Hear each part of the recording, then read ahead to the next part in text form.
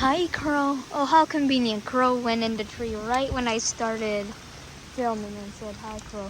Well, today's video is going to be really short. I'm just going to throw some food in a pile here and leave. As you can see, the weather is rainy right now. And I'm going to put some nuts.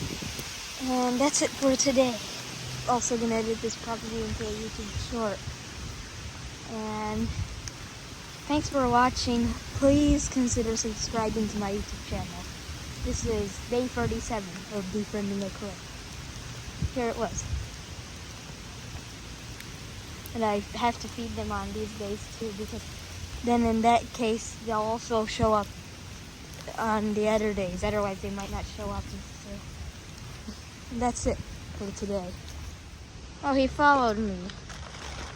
When I was right when I was leaving, he followed me. They're at the other place too, but I'm gonna feed him.